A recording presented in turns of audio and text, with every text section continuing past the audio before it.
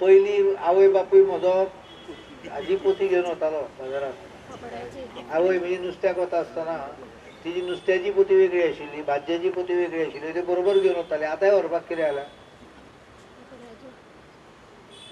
नाही म्हणजे हांवें काही जाग्यार संवय केली, देवळांनी जेन्ना पळय प्रसाद दिता येदलो व्हडलो बरोबर प्लास्टीक पोती दिवप।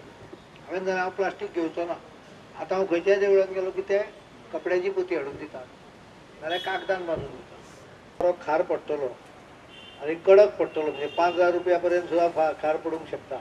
त्यामुळे सुरवातीक एखादे कमी आसत पयले 6 महिने, पण प्लास्टीक पोती म्हारग पडूंक शकता हे लक्षात धरा। आतां पासूनच संवय करा।